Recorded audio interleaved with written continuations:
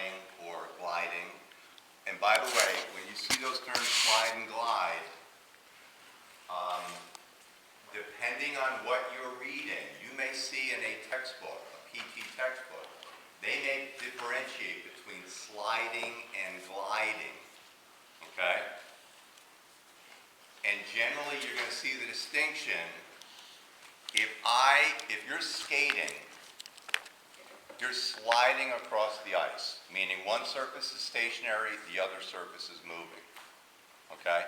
You may see in some textbooks or in some articles or in something you see online where they consider gliding to be where both surfaces are moving, sliding rather. Yeah, no gliding, where both surfaces are moving, okay? Because our joints, it is possible you could have two joint surfaces moving simultaneously, okay? We're not making that distinction. In our kinesiology, when we're looking at movement in the human body, we're not making a distinction. That sliding and gliding are going to mean the same thing for our purposes. But as I said, you may see somebody differentiates that in some article or some textbook that you read. All right? But rolling, sliding, gliding, spinning, and distraction and compression are the movements that we're looking at in our joints. The normal joint motions, our kinematic motions. We know that in order for the bones to move, the joint surfaces have to move. Okay, so that arthrokinematic motion is a component of osteokinematic motion. All right, it's necessary. Okay, it's required in order for us to have any range of motion of at that joint. And you don't control the sliding and gliding. You control through your own muscular action. We control the osteokinematics of that joint, but you can't voluntarily cause a roll at the joint. It's a component of the osteokinematic motion. Okay? The reason that's important to understand, this is the reason why we mobilize joints. If we're trying to restore joint arthrokinematics, it's because we're trying to restore normal osteokinematics. And without those arthrokinematics, you will not have normal osteokinematics. It's a component. All right? And that's why we will isolate the arthrokinematics of that joint. If any of you have attempted passive range of motion on a contracted joint, okay? Don't know if you've really had that experience yet or that exposure in any of your clinicals. If we're trying to force the osteokinematics of that joint, the normal osteokinematics of that limb, without addressing the arthrokinematics, we may be doing more harm than good, right? You can't have normal osteokinematics without having normal arthrokinematics. It's why it's so important. Again, I've seen it. I've seen it. I've actually seen, there were two therapists that I used to work with. True story. Believe me, everything I tell you, I don't need to make up, because truth is stranger than fiction. They were working on a patient, a lady, with a frozen shoulder. And one of the therapists was allegedly trying to stabilize her scapula while the other therapist forcefully flexed her shoulder. I would describe that as a criminal assault, and I'm not even joking. I mean, really. So totally inappropriate. Obviously, it would be appropriate to try to work on the arthrokinematics of that joint by doing some glides, by doing some distraction techniques, perhaps, by trying to do a superior-inferior glide, right? Maybe doing some joint mobilization techniques. But to just do passive range of motion, 2-on-1, totally inappropriate. And you can imagine the patient's reaction. She was screaming. And I practically punched the guy. What are you doing? What are you doing? Well, you got to stabilize and then, no, totally inappropriate. again, if we're trying to force normal osteokinematics without having normal arthrokinematics, well, we're going to run into a problem. We're just going to frustrate ourselves and we're not going to be effective. We know there are certain principles when we're looking about the shapes of joints and the morphology and the arthrology of the joint. We know that different joint shapes, they invoke the concave-convex principle, right? And we know that when you've got a concave moving on a convex, the roll and glide of those joint surfaces are in the same direction. When you've got a convex moving on a concave, the roll and glide are in opposite direction. So you're rolling in one direction, sliding the other, sliding and gliding. Remember, those terms are interchangeable for our purposes. Right? You really need to really get comfortable with this notion, because again, what we talked about last week, we talked about in lab, you really need to get intimately familiar with the shapes of these joint surfaces if you want to be effective in treating in general and mobilizing those joints in particular. Okay? You got to really have a mental image of what's going on inside this joint. Okay? What are the shapes of the joint surfaces, and does it invoke this convex concave principle when working with this joint? In humans, if we look at mechanics and we look at regular, we're going to do not an experiment, we're going to do an activity in lab today that involves joint axes and axes of motion. Okay? A wheel spinning on a car or a bicycle, the axis of motion is fixed. The motion is very predictable. Okay? It's a fixed axis. It's very easy to predict the motion. It's very easy to analyze the motion. Well, that's not the case in humans, in the human body. The joint axes move. The axis of motion moves. It's not fixed. Okay, so unlike other mechanical activities, things are a little more complex in the human body. And what's also important to understand is those axes are not only moving, they are not perfect angles. They tend to be at oblique angles, not a perfect right angle. And when you have motion at an oblique angle, you may be moving through more than one plane. All right? And again, we know that's the case in the human body. Moving around an axis, if it's a fixed axis, the movement's going to occur in one plane. What kind of plane do we describe that? A cardinal plane, right? The minute that you move into another plane, multiple planes, multiplane motion, it's an ordinal plane, like coordinates. Remember that from your trig in geometry? And that's what we see in the human body. It's more ordinal movement. Even though we do exercises in cardinal planes, that's not really how we're moving. Okay? And a good example of that oblique joint axis is the tailocrural joint, which many people, the lay person, if they think of the ankle, they may think of it as a hinge joint. It is not a hinge joint. It's not a hinge joint because the axis is oblique. Okay? It's not a straight right angle. Again, we talked about this in the lab, but re-emphasizing it here. The closed packed position is where the maximum surface area of the bones comprising that joint are in contact with one another. Okay? You've got the maximum joint congruency. And the ligaments and the capsule around those joints are taut. They're tight. Okay? That is the closed packed position of that joint.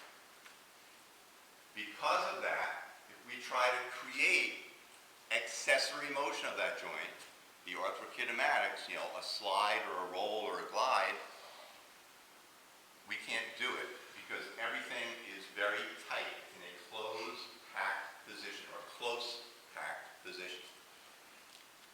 Any position other than that position is by definition an open or loose packed position. Terms are interchangeable. Okay? So any other angle. Obviously, some angles of that joint may be looser than others, but there's one closed packed position, and if you are out of that closed packed position, you are in an open packed position. You are able to create accessory motion. So if we're trying to mobilize that particular joint, we want to put that joint in a loose pack or open pack position so that we can cause that accessory motion by applying our force. Okay? And again, remember, it's the two factors, the maximum joint congruency, where you've got the maximum amount of joint surface in contact with one another, and the ligaments are tight. Two conditions that have to be met. Okay? We know we perform joint mobilization to loosen hypomobile joints. And if we have a rupture of ligaments that support that joint, the joint itself may be hypermobile. Are we going to mobilize hypermobile joints? No. Never? There are, and I'm not sure how much you've talked about this yet. Are there different grades of mobilization? Yes. And we grade them how? How do we define those grades? 1 through 5. And what do those mean, the 1 through 5? What does that correlate to? The amount of motion, right? Right, the amount of motion that accessory motion that you're creating. Okay? And what's another term for grade 5? And do you remember how that's defined? Or what's your idea of that definition? There's really two factors that determine manipulation. How far you're moving it and how quickly you're moving it. The patient can't stop the motion, right? If I'm slowly flexing or extending your elbow, you're able to stop me very easily, right? Because you have time to react. If I do it very quickly, you don't have time to react, you can't stop it, okay? So that's one of the definitions of manipulation. So it's the amount of motion and the ability of the patient to stop the motion. If they can't stop it, that's a manipulation, okay? Who else uses the term manipulation? Chiropractors, okay? Do you know what chiropractors, this is not an assault on chiropractors, it's a discussion of terminology and why it's so important. Do you know what the condition is that chiropractors generally manipulate for? Subluxation? Subluxation. Specifically spinal subluxation, right? What does subluxation mean to us? It means instability, right? It means the joint integrity, the alignment of the bones of that joint become disrupted.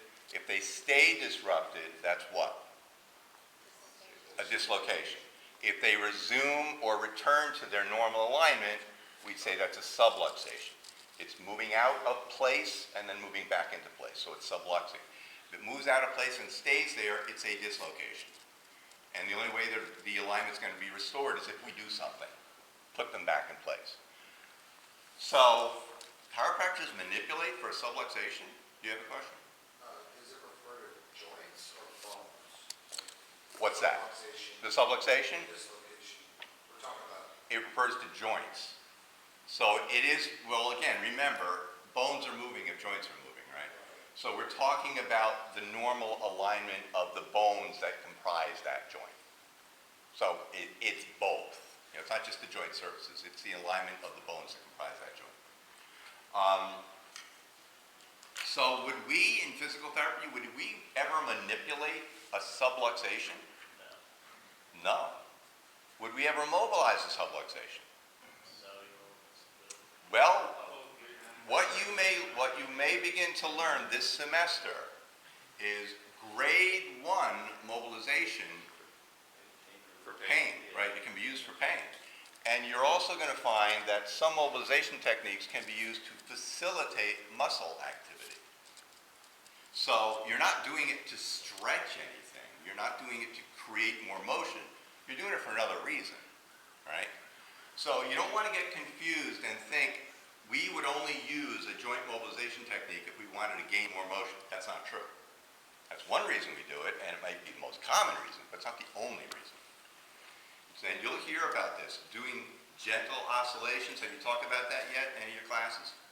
All right, you can use gentle oscillations to facilitate muscle activity. Well, that's a mobilization technique, yeah. So back to what you were saying about joint hypermobility, would you use that grade 1 oscillation to facilitate? Perhaps, yeah. hypermobility, you're trying to increase muscle activity to stabilize that joint, yes.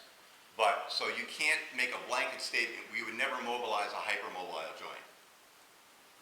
What did I say the answer almost always is to a lot of our questions? It depends, right? Why are we doing this?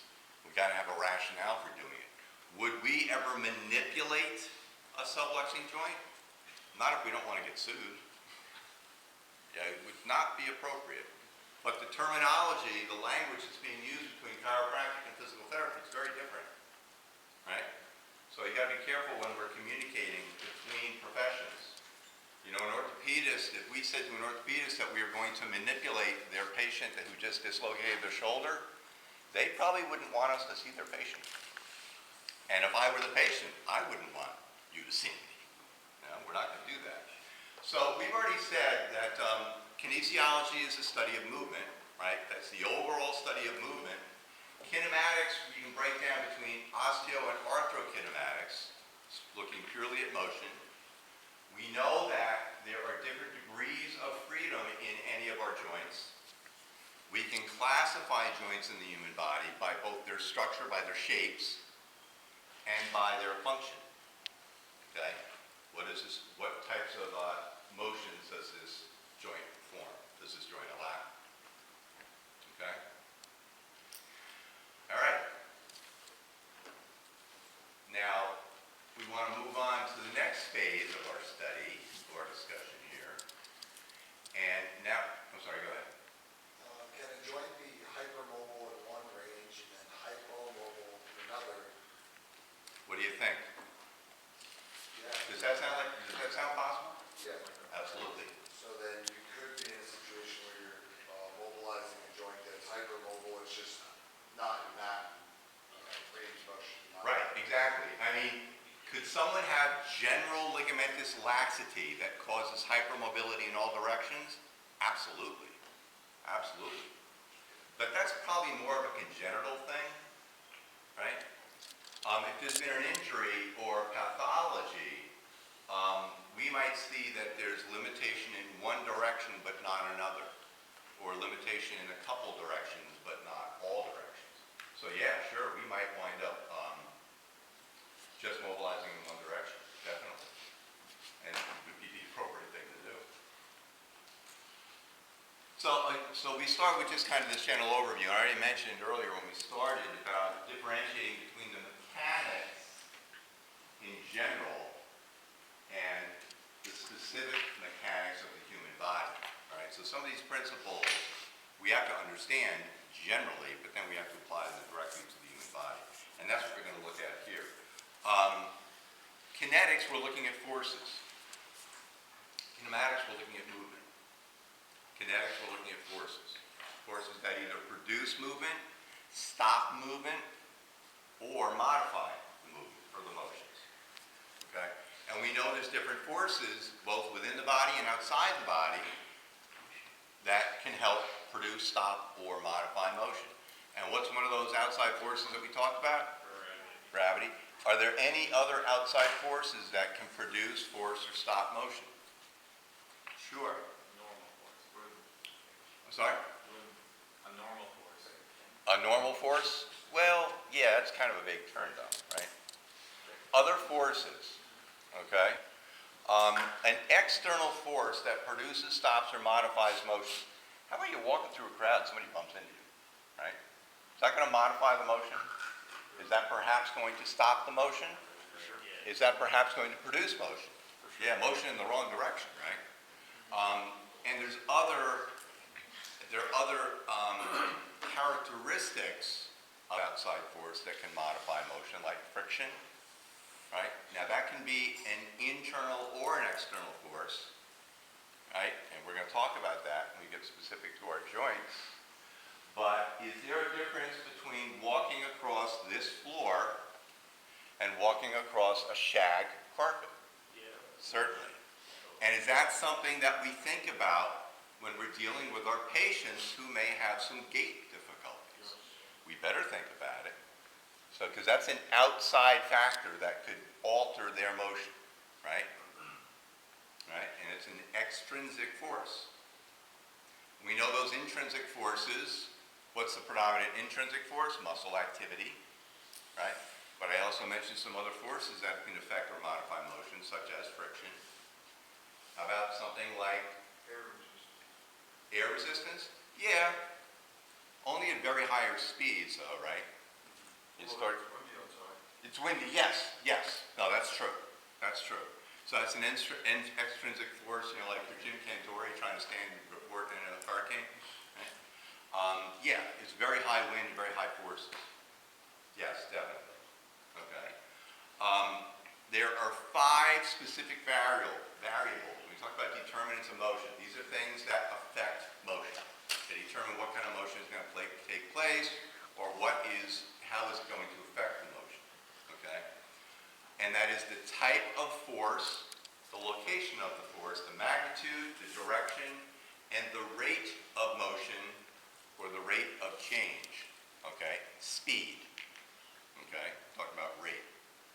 And we're going to talk about that more specifically in a minute. So the type of force, the location that the force is being applied, how much force, or the magnitude, the direction in which the force is applied, which is different than location, right? Meaning proximal, distal, right? Where are we applying the force? And the magnitude. And then the rate, the speed at which the force is being applied. Right? Those are the 5 determinants. We've already mentioned, we talked about this last week, that we can break down motion into two major categories, translatory or rotary. Okay? Transitory, we're moving in one plane. It has a specific direction, it stays within that plane. Rotary motion is movement around an axis. Okay? Transitory motion, the motion is parallel to the axis, and rotary motion, the motion is perpendicular to the axis. Okay? Again, that's our basic definitions of our terms. And we've talked about, again, the location of the motion. When we're talking about that rotary motion, the body motion occurs around an axis, either X, Y, or Z. Now we've said we're not generally going to use X, Y, and Z when we're talking about motion within the human body, but in basic kinesiology, yes, we may say, if we're just looking at the mechanics of motion, it's occurring in either the X, Y, or Z axis. What does the x-axis correspond to in us? Remember? How do we describe the x-axis? Anterior, posterior? Nope. Medial, lateral. The y-axis is a vertical axis, and we describe that as what? Superior, inferior. The z-axis comes out of the screen. We describe that as what?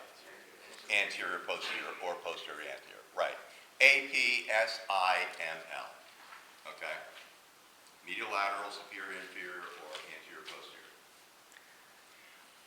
A plane of motion is perpendicular to the axis of motion around which it rotates, right? We already said that.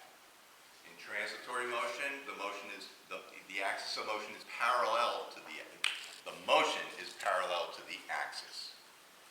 In a rotary motion, the motion is perpendicular to the axis. All right, just different ways of saying the same thing. We measure linear motion as a distance. We measure it either in meters or feet. Okay? Again, I slide this across the table. I can measure how far it's moved by where it started and where it ended up. We measure that in meters or feet. The standard U.S. measurement is feet, yards, miles, inches. And the international standard is metric, right? Meters, centimeters, decimeters, kilometers, kilometers. We measure that rotary distance in terms of degrees. All right, that's what we measure with a goniometer.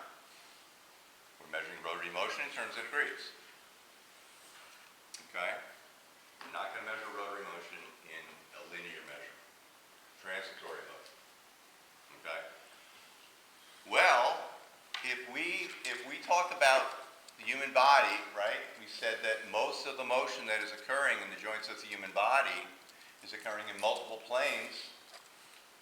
If we're really examining the arthrokinematics of a joint, is it possible that we're measuring in both degrees and distance, inches or centimeters?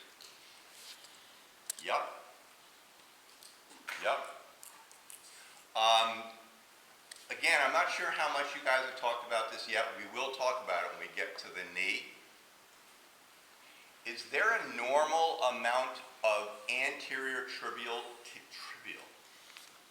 mouth is not working today, anterior tibial translation when we perform various ligamentous laxity tests?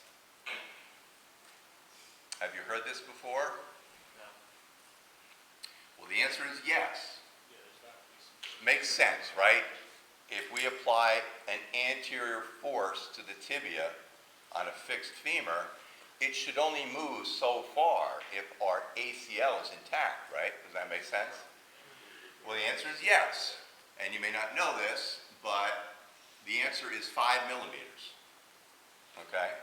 Any more than 5 millimeters of anterior translation of the tibia on the femur with an anterior force is considered excessive, abnormal. All right?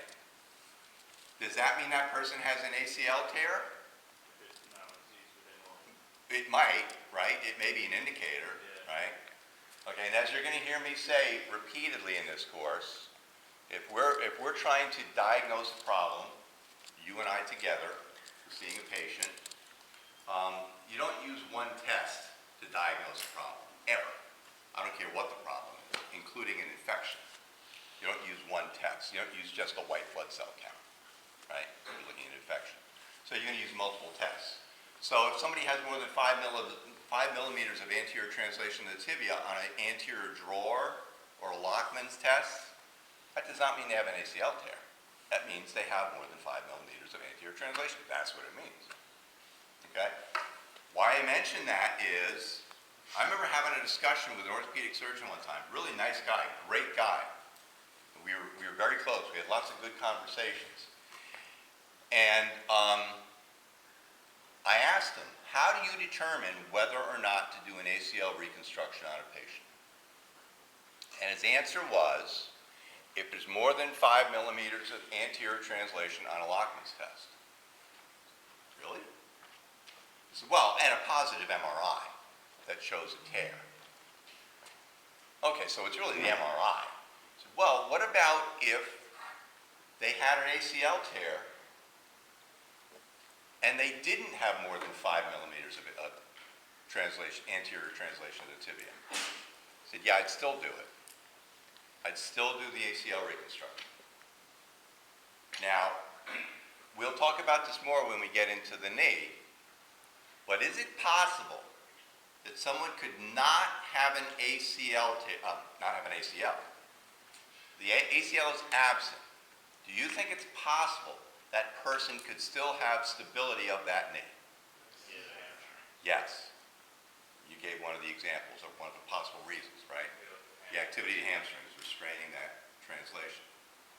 So yeah, so keep that in mind when we get back to talking about the knee, because there's a couple interesting little examples that I have of that I run into in practice. All right.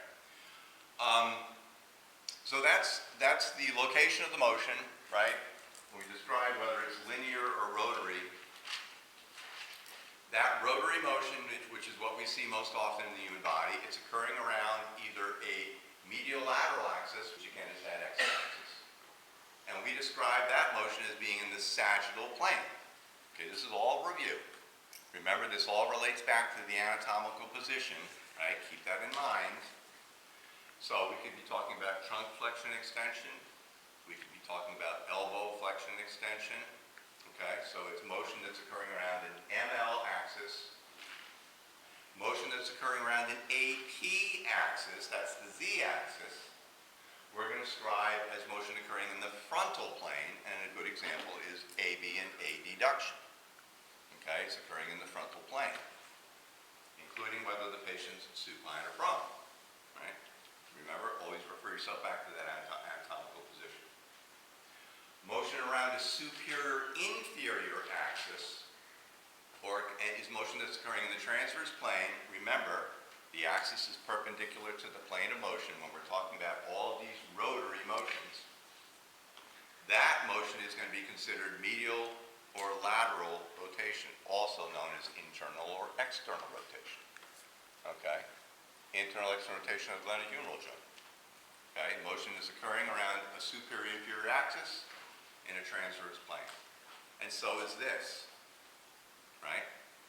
Same motion, whether the elbows are extended or flexed. All right? The direction of the motion, if we talk about translatory motion, the direction is we describe that motion according to whether it's positive or negative. And again, this is in the purely physics aspect. Okay? The motion is occurring along that x-axis.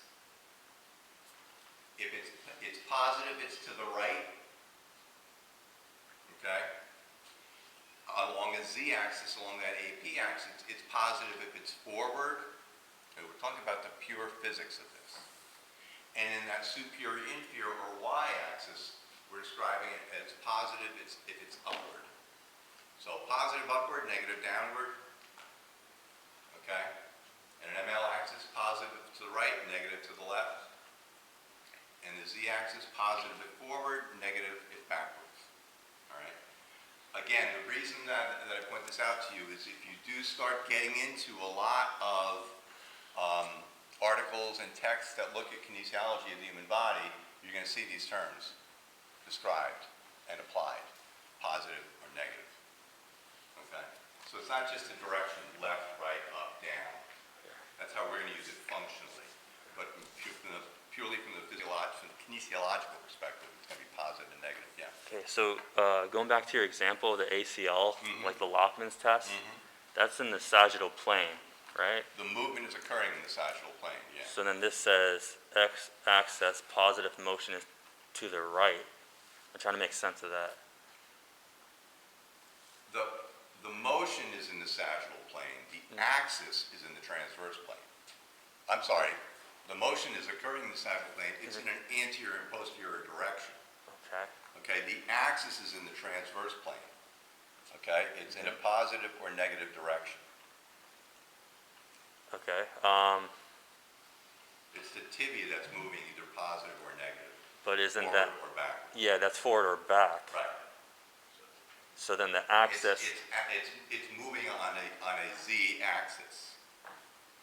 Yes. So where does the y-axis come into? Or sorry, the x-axis come into play for that example?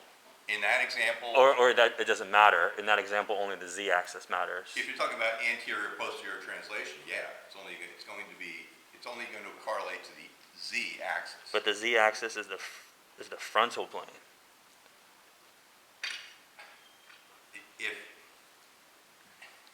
I'm sorry. No, that's okay. That's okay. Again, I don't want you to get too hung up with the x, y, and z here. Yeah. Functionally, we're going to be talking about anterior, posterior, superior, inferior. I don't want you'll start to get very confused if we start bringing the x, y, and z into it. Okay. This is just to make sure that if you are looking at a real kinesiologic text beyond our clinical kinesiology, you're going to see references to the x, y, and z axis. But I want your focus to be on what's the motion that we're seeing. If we're seeing normal motion, or if we're trying to create motion, it's going to be anterior, posterior, superior, inferior, or medial, lateral. Okay. Okay. And it's going to be internal rotation, external rotation, or medial rotation, lateral rotation. Okay. That's the terminology that I want you to really be focused on. Okay. Okay. We've already said so. The last determinant of motion is the velocity, the speed of the motion. Okay. And it's the rate at which that motion occurs. Okay. If we're talking about transitory motion, okay, movement in one plane, we're going to measure it in meters per second, miles per hour, right? Or meters per second, we're talking about small degrees of motion. All right, so that's the velocity of the motion, that's the rate at which the motion occurs. If we're talking about rotary motion, well, we're measuring how far it's moving in a given period of time in transitory motion. Okay, I'm simply measuring how long it took to get from here to there.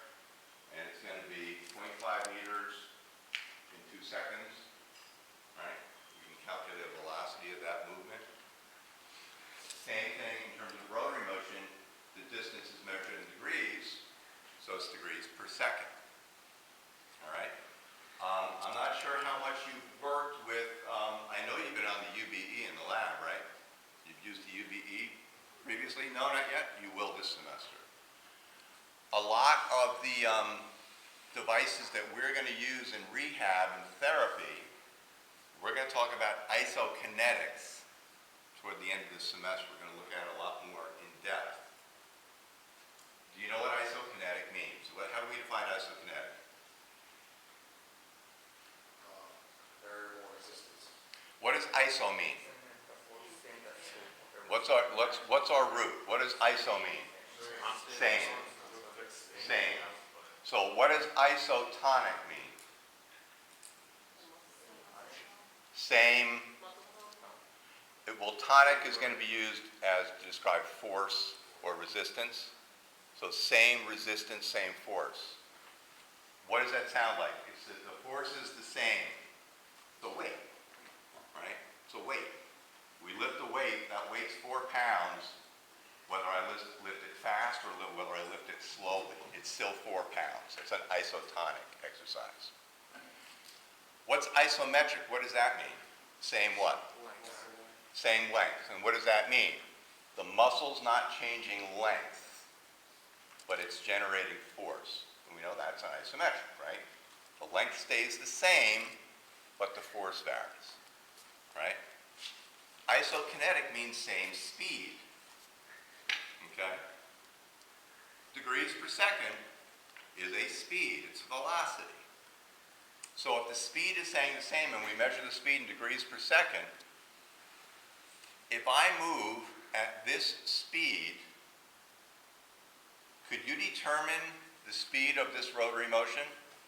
Sure. You'd see where I started, where I finished, and how long it took me to get there. And that's the speed of this rotary motion. We can use devices to control that speed. Have any of you been on the Fitron bike in the lab? No? Not yet? Okay, well you will. Those isokinetic devices, we fix the speed. If I toss you a 4-pound weight, that weight weighs 4 pounds. No matter what you do to it, it's going to weigh 4 pounds. But if I control the speed that you can move, and you can't move any faster than 60 degrees per second, no matter how hard you try, you're not going to go faster than that. Is it possible to do that 60 degrees per second with very little effort or with a tremendous amount of effort?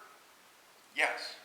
You can try real hard to go faster than 60 degrees per second, the speed that we're limiting that movement at.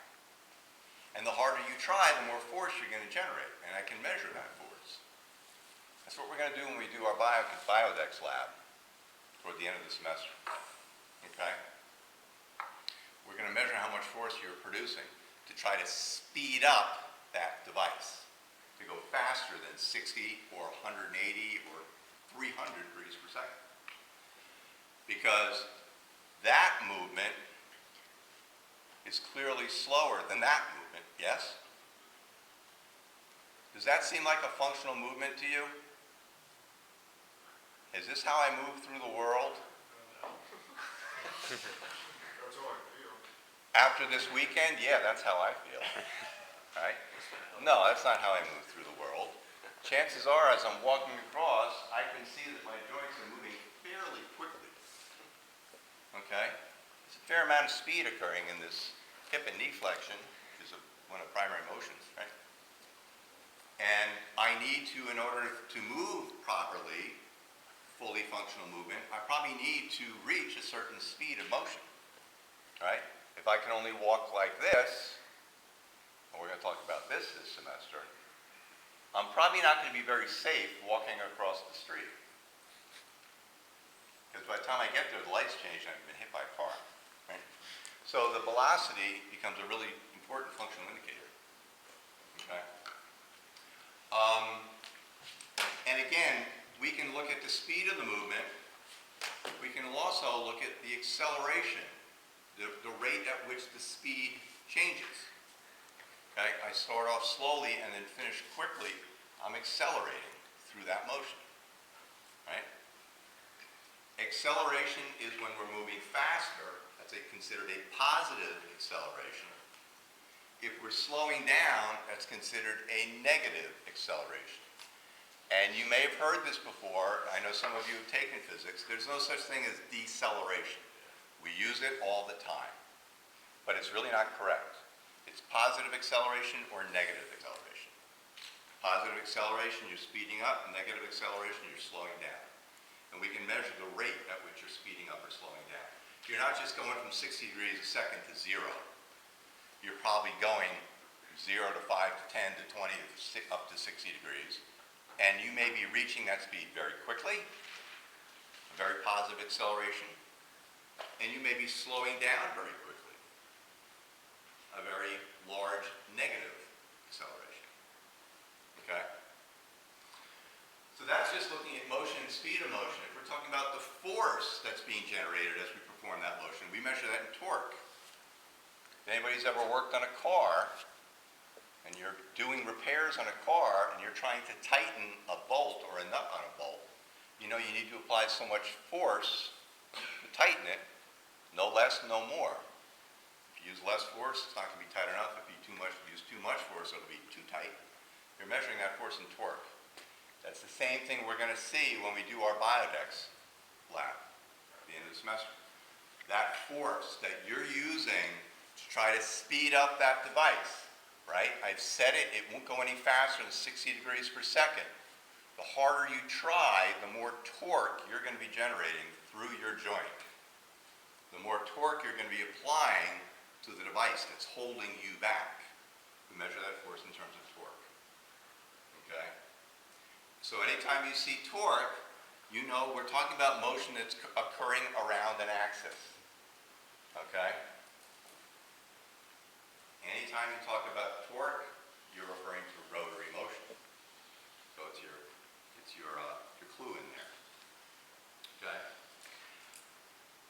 Kinetics, we're looking at the forces that act on the body. We're looking at pure kinetics. Displacement is what happens to that body when the force is applied. It moves, right? But the term we use is displacement. How much or how far that body has moved. And the force is the push or pull that produces that displacement. It can be that force being applied in a particular direction refers to that force. So the overall study of forces acting on the body is kinetics. Okay? That's the overall study of how the body responds when forces are applied to it. Okay? We've already talked about some of this. Forces that affect the motion of the body. Gravity is the most predominant one. It's always present. All right? Does it always act on the body in the same way? It's always present. So is it always acting on the body in the same way? Or let me put that another way. Gravity is always pushing us toward the center of the earth, right?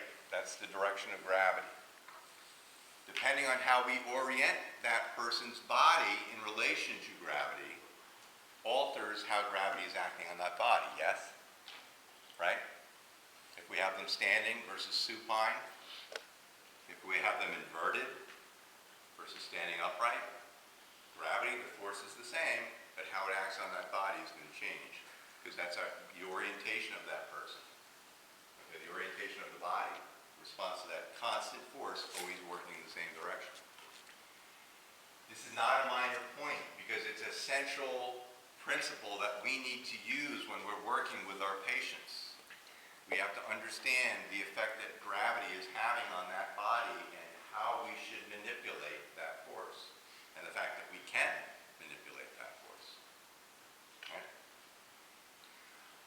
So that is, what kind of force would that be? Gravity is what kind of force?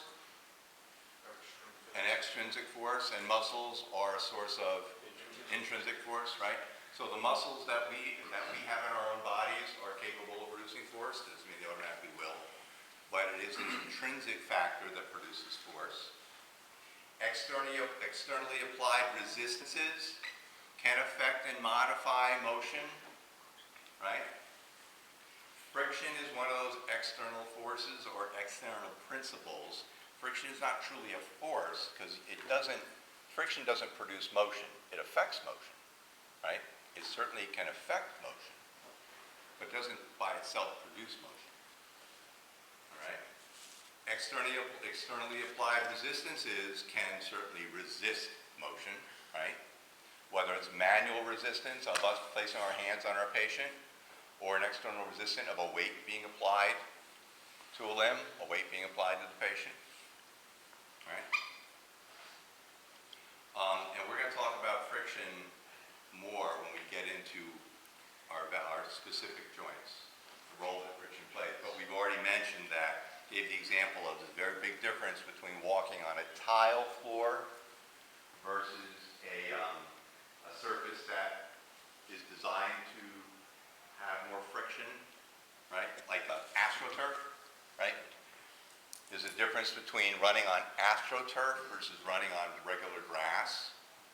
There's a coefficient of friction, how much friction is created by that surface, right? So you may have a difference between this floor and a waxed tile floor. They're both smooth, but the amount of friction is very different. And obviously, that's something we need to be acutely aware of, again, when we're working with a patient that may have some gait difficulties, ambulation difficulties, all right?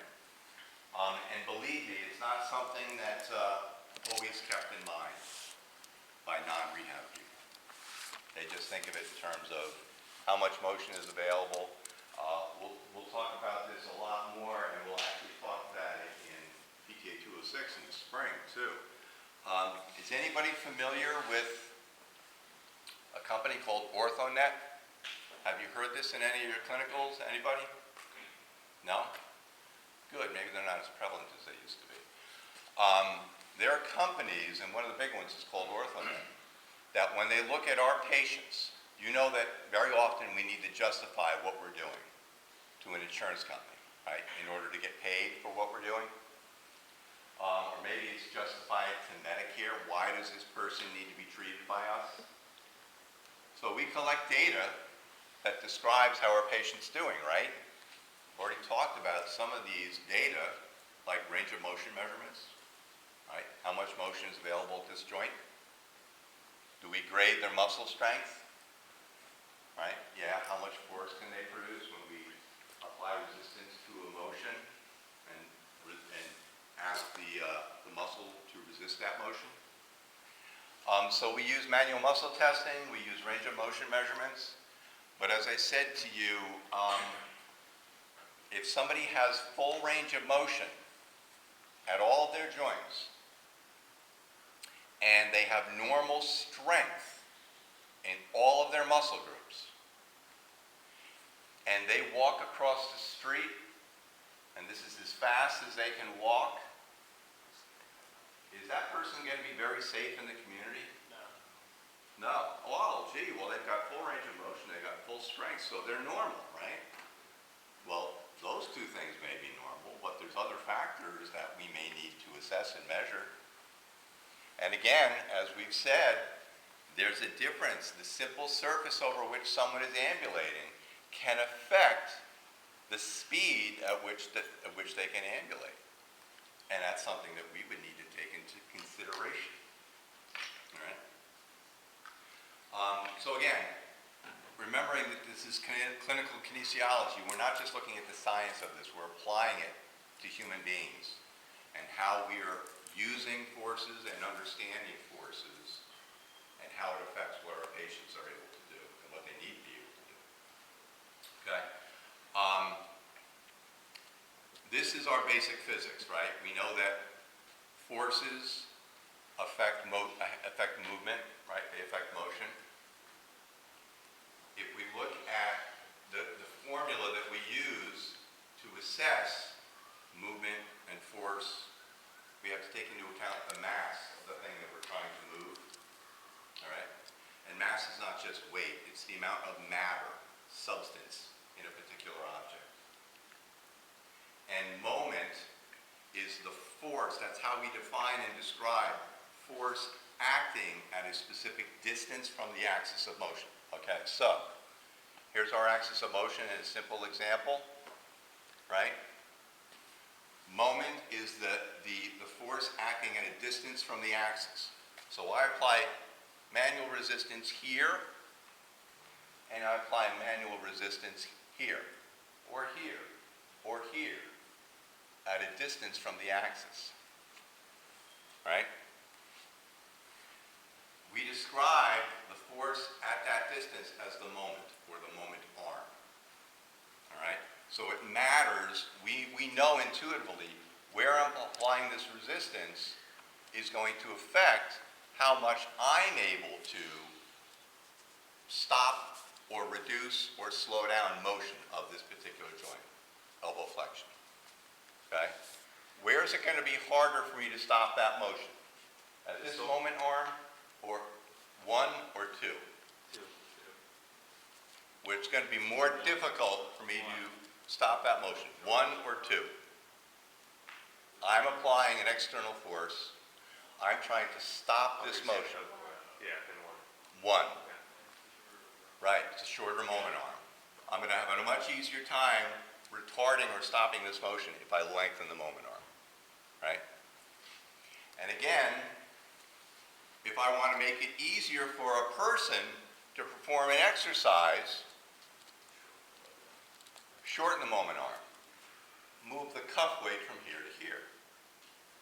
We know this, you know this already, but now we're describing it in kinesiological terms. You're shortening the moment arm, yeah. The first example you were giving, you're saying it's easier to stop it if it's, For me to stop it, you, I'm trying to retard the motion. this would be easier. I would lengthen the moment arm. It's going to be easier for me to stop that motion if I apply the resistance here as opposed to applying the resistance here. It's easier for them to produce the motion when I have a shorter moment arm. It's easier for me to stop the motion. We're looking at it from two different Oh, perspectives. you're talking about as a therapist stopping them? I'm the therapist, yes. Okay. Right. I'm applying that manual resistance. I'm sorry? You have more leverage. Exactly. Well, I've got a longer moment arm. I have a mechanical advantage. These are all things we're going to talk about. Okay? But yes, and we're looking at it from two different perspectives. Again, so if we are doing an exercise and we put a cuff weight on someone's arm, if I have them hold the weight in the hand, and that's very difficult for them, I can make it easier by decreasing the weight or by moving where that force is being applied, shortening the moment arm. Right? Again, we're just using different terminology. We're using kinesiological terms to describe what it is we're trying to do. Okay? This is where we start invoking Newton's laws. Right? Isaac Newton. Newton's first law of inertia. And we're going to talk about this a lot when we start getting to muscle strengthening and muscle activity. Have any of you seen, actually you would not have seen it last year because it was up in the multi-purpose room. We're going to work with a device in lab. Right now that device is in the GO9, the second lab. We're going to be moving it into the room we're using it this semester. It's called an inertial exercise system. Okay? And in my opinion, it's a really fascinating exercise device. And you'll have to experience it to get a real appreciation for what we're talking about. But you'll see. You'll see. But we're going to be using inertia as a force that we can vary when we're having patients do particular exercises. Okay? And Newton's first law of inertia is that a body at rest will tend to stay at rest and a body in motion will tend to stay at motion unless and until an outside force tries to affect that state. Okay? If a body is motionless, it's going to stay motionless unless some force causes that body to move. So I'm not just talking about a human body. This is the body, right? Newton's first law says it's going to stay right where it is unless some force is applied to it to cause it to move. And it's going to keep moving unless some force encourages it to stop. In this case, what's one of the forces that's making it stop? Friction. Friction, right, exactly. If there were no friction, zero coefficient of friction, it would keep going, right? But we also have the force of zero gravity and zero friction, theoretically, if you put a body in motion, it will go forever. It will move forever, right? Unless some force causes it to slow down or stop. Okay? So, inertia means the reluctance or the tendency for a body to stay in its current state or change its current state. Okay? And we describe that as change in force equals zero. Okay? If there's no change in the force, there's no movement. If there is a change in force, there will be movement. Okay, that's Newton's first law. We're not going to do a whole lot of physics in this course, but there are, again, some basic concepts that we need to understand. Newton's second law relates to acceleration. Okay? And this long definition, acceleration is proportionate to the magnitude of the net forces acting on it, inversely proportionate to the mass of the body. Okay? So you have a really, really heavy mass and a small amount of force trying to move that mass, there's not going to be a great deal of acceleration. If you have a tremendous amount of force acting on a very large body, that'll produce force at a certain rate of change. Same amount of force acting on a body that has a slightly lower mass, now you're going to see a more rapid change in the speed or the acceleration of that body. Okay? And that's defined as acceleration proportionate to the force over the mass. Okay? Again, don't worry, you're not going to be doing a lot of calculations. But it's just understanding these physical principles, because we're going to apply them to some of our exercise. Okay?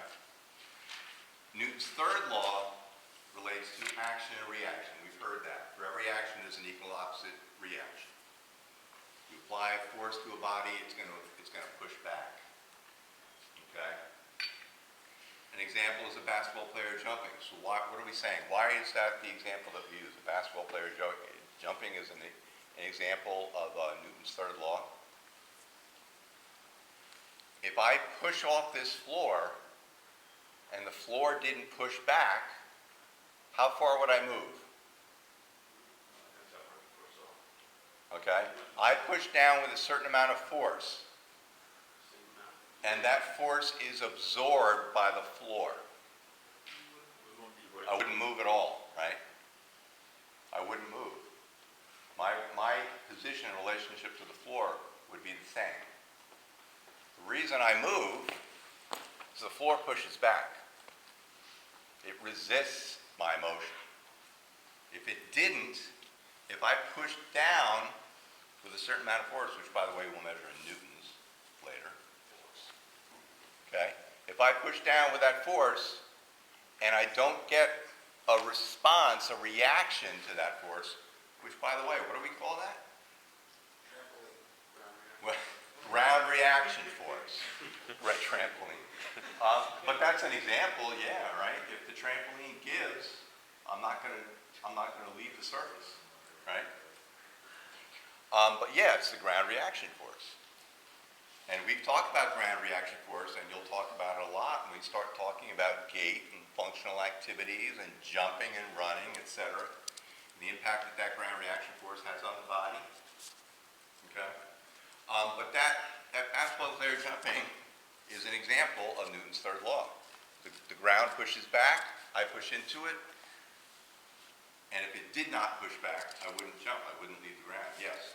So that'd be a silly question. It's called ground reaction force. Mhm. Push against the wall, is that also a ground reaction Yes. force? Yeah. It's pushing back, right? You're getting resistance from the object that you're pushing against. We'd still call it ground reaction force. Okay. All right. We're going to stop there. We're going to stop there and we'll pick it up here on Wednesday. All right? So I'm going to send you the groups that you're going to be assigned to for your project. All right? And spread the word. I know some of you were not here when we started. Spread the word about presentations. You're going to be in groups. And also completing that COVID questionnaire. All right? I also have a couple announcements.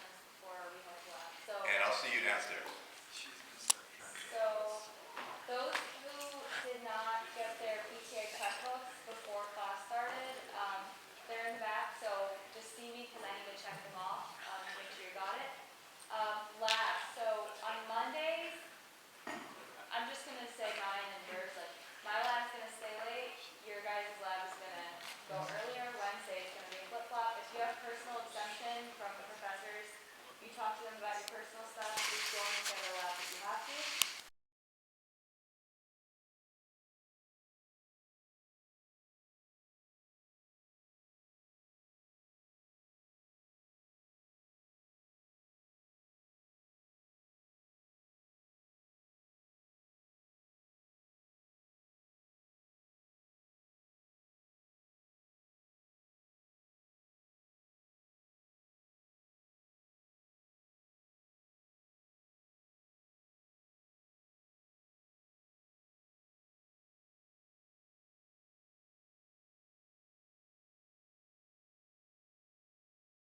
So here we go, I got a question for you, because again, it's a pretty diverse class. So over the weekend, like my daughter is Guatemala. So, Central America. So her whole thing is she thinks if somebody says, oh, are you Mexican, that they're racist. Yes. So she's at that age where it's like, you know, I'm gonna be defiant, you know what I mean? And so everything is like, it's defiant to the parents. It doesn't talk back. What's that? Okay, well, so again, you know, we're in a non-diverse area. Not a lot of Hispanic kids up there, certainly like a handful, you know, African American. So my daughter with the darker skin stands out. And some people say, oh, why is your skin so dark? And then also like, oh, you're racist. I'm like, all right, let's have a conversation. You know, I'll ask those people. So somebody said to her, like, are you Mexican? She's like, no, I'm not Mexican. Like, well, then are you Spanish? And that's, you know, obviously somebody who's Spanish would come from Spain. So would that be Hispanic or Latino? Is there a difference? Yes. There is. You want to say Latino because the thing with Hispanic is that it has to be taken over by the Spaniards, so people don't want to associate Hispanic like with Latino. So when you say you're Latino, it's Like the whole Latin America, Guatemala, Honduras, all that. because there's Latino countries that aren't Spanish speaking. Hispanic could be European, and Latino is only like the Caribbean, Central South America, but some people in South America aren't Hispanic. Okay, so I don't say Hispanic anymore, I say she's Latino. For her, yeah, if she's Latino. Guatemalan. Or whatever she Yeah. identifies with. She's actually Native American, but. Yeah. Oh, so she's going to college for That's what I said. When I got the 23andMe back, I saw it, I'm like, 97% Native American, 1% Aborigine, or is it Neanderthal? I'm like, oh, she's going to college for free. However, if anybody has kids that are Native American, you have to be associated with a specific tribe. There's one of 11 tribes, or 12 tribes that you have to be associated with. Once you get that association, then you can go to a handful of colleges for free. You have to prove that though, right? You have to prove it. That's going to be difficult. Hard. So I'm like, all right, I guess I got to keep working. All right, so Latino. All right, so we'll talk. All right, that's good. I'll let her know. I'll let her know I learned. So this is why we're not racist. Yeah, Yeah. just throw that word out there. There's like real racists, and you got people that just don't know. And that was like, so we're actually, that's what it was. We were taking the dog for a walk. How old is she? 16. She's older. Like, Yeah. There's a big difference between racist and being ignorant. And that's, So like, you have to differentiate. so right, that was the whole thing. It's like, right, so everybody drove by Fred. He said, you know, that's what he said. He's like, he was calling me, Spanish. She's like, I think he's partially racist. I'm like, well, I use a medical term. Like, if you tear your ACL, there's no thing as a partial tear. It's either torn or it's not. You either are racist or you're not. I don't think your friend is racist. I think he just doesn't understand because we're not in an area that is very diverse. Yeah. Yeah, well, Times are different. 16. Defiance. Yeah, it's all defiance. What do we know? We know nothing. No, we do know. We know that the nurse has a segue. You notice that? Right? That's the segue. It's justified. I can't, yeah, it was that was one of my best ones of the year. I just can't jump into it. It's like, it doesn't fit. It's got to flow. So again, what we do know that the nervous system is divided into two parts. your central nervous system, which is your brain, cerebellum, brainstem, spinal cord, and then your peripheral, which comes outside the cranium and spinal cord, your somatic, and your autonomic nervous system. Okay, fine. Good. Next. So, the nerve cells, you have consists of your neurons, your neuroglia. Neuroglia, right? What is it? Just so you know, like on SATs, I got like 720 math, 410 verbal. All right? What So was that's why I'm in the your- science field. What was your score though back then, like the highest? It was at a 1600. So you combine the two, I did pretty darn good.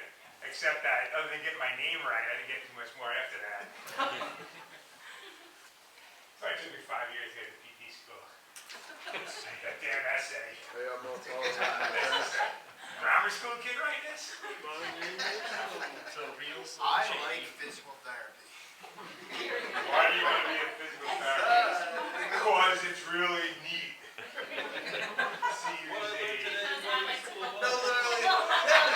so so my kids, in school, they were writing essays, and I read it over, and I'm like, all right, if you write the essay, don't text the essay. You know what I mean? Because they write as if they're texting their friends. Oh. Yeah, it's horrible now. I had that as a major issue to the point where I actually had an essay that was, for all intents and purposes, grammatically incorrect in every single sentence. It's insufferable. So when I send text, I like purposely have to be like proper, and I'm not saying proper English, but sentences, Yeah. yeah. My mom was like 86, sends like, like the shortcuts.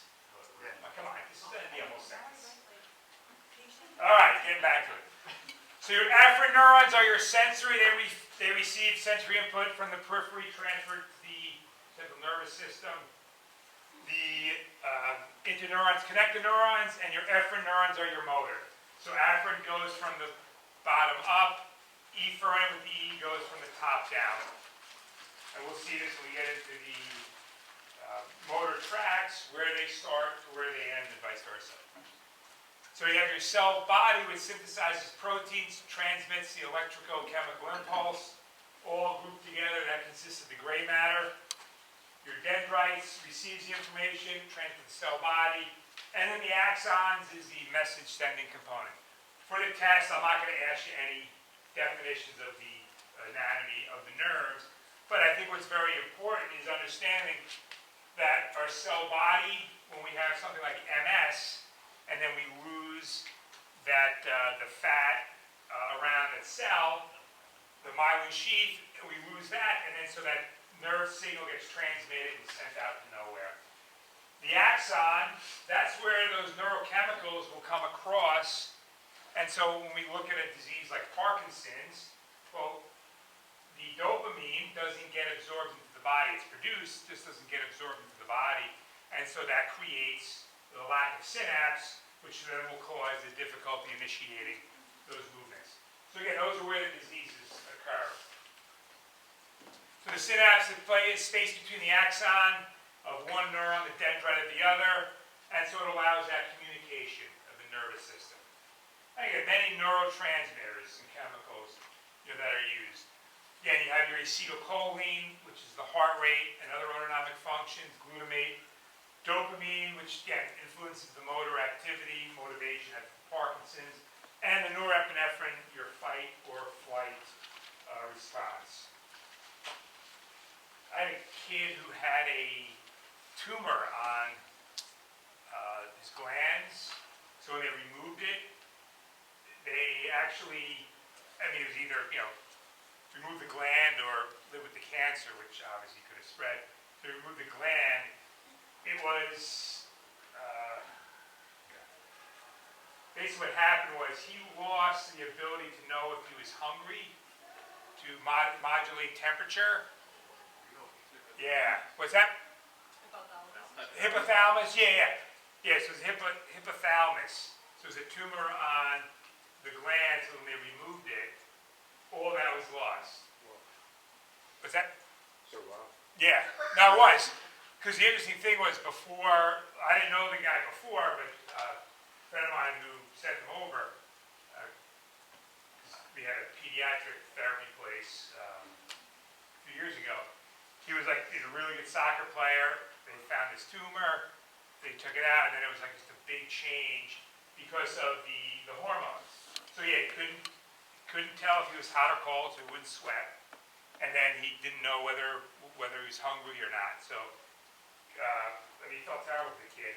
But then it just became, figuring out okay, how much exercise he could tolerate with adequate rest, a schedule of when he needed to eat, even going to the bathroom, stuff like that. Pretty tough. He was at 14 at the time. So your white matters are those highly concentrated areas of myelin. They compose of the axons that will carry info away from the cell body, in the brain and the spinal cord. And those formed together will form the spinal tracts. Your afferent tracts, which send information up. Your efferent tracts, more motor, will send information down. And so the gray area pretty much covers what you would know as the cerebral cortex along the spinal cord. And then you'll see disruption of the gray area, the gray matter with dementia, Alzheimer's, brain injury where your blood will destroy or kill some of the brain. CT? CTE. Yeah, you're right, so which is like a brain injury. Right, the big thing nowadays, the traumatic encephalopathy.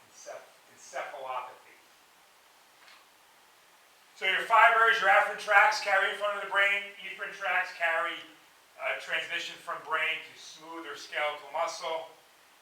Your brain is set up into the cerebrum, which would be the right or left hemisphere, your cerebellum, and your brainstem. So the cerebellum, what does the cerebellum primarily do? Balance. Coordination. Proprioception would be more. Not from the lobe. Probably more brainstem. Yeah, more brainstem. And then brainstem. What does the brainstem do? Proprioception. Smart man. Take the low-hanging fruit.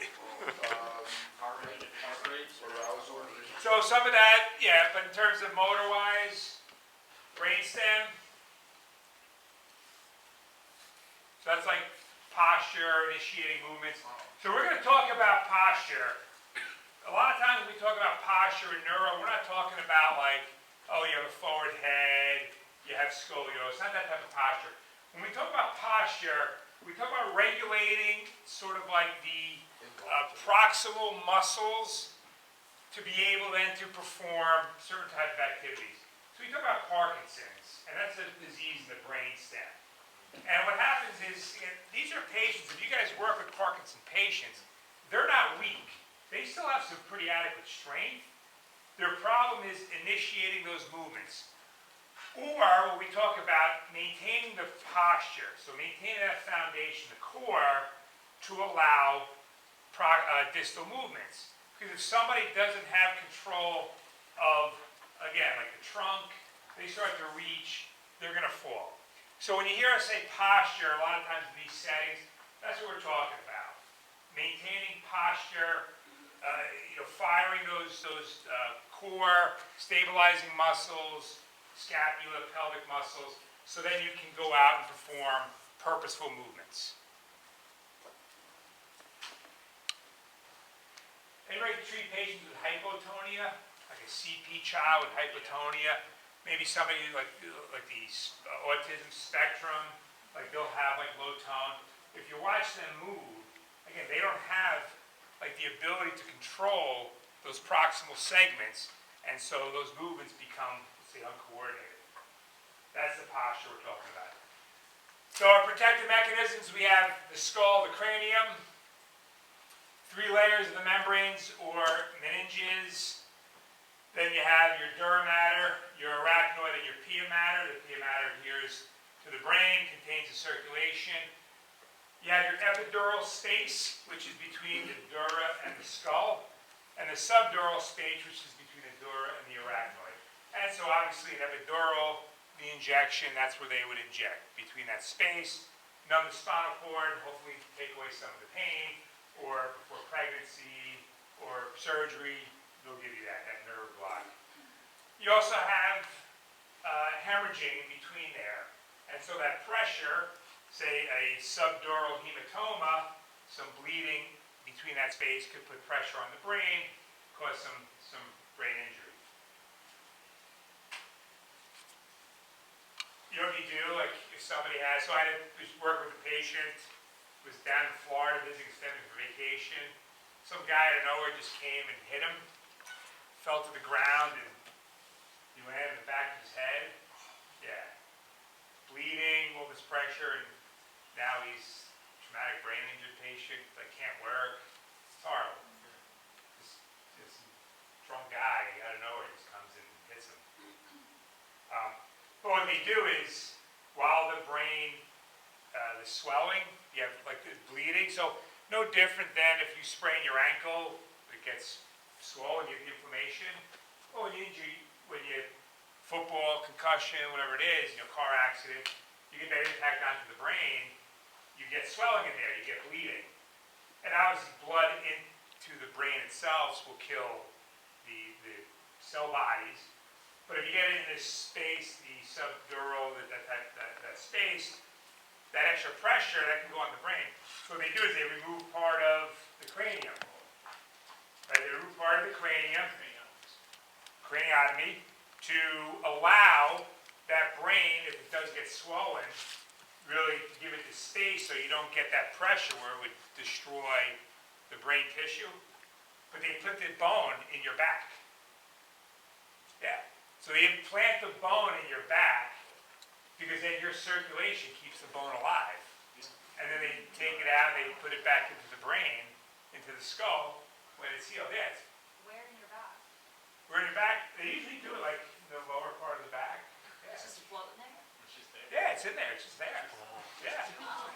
Because if your blood is keeping that alive as opposed to just taking it out and throwing it in the bag. Yeah. They don't fuse it to another bone.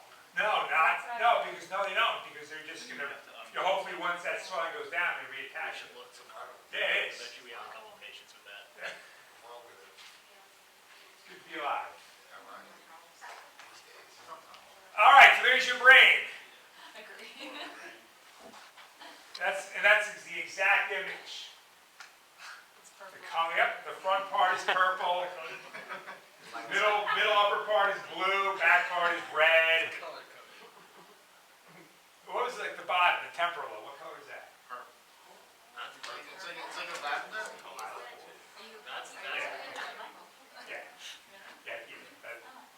That's blue. Yeah, it's like purple blue, so you're not far off. Yeah. Like the two of them are, to me, the exact same color. Yeah. And then yellow for the cerebellum. All right, so the frontal lobe associated with elaborate conscious thoughts. The front part of the frontal lobe, and we'll get into this, elaborate subconscious thoughts. Back part of the frontal lobe is the primary motor cortex. The parietal lobe is the primary sensory cortex. Your occiput is responsible for vision.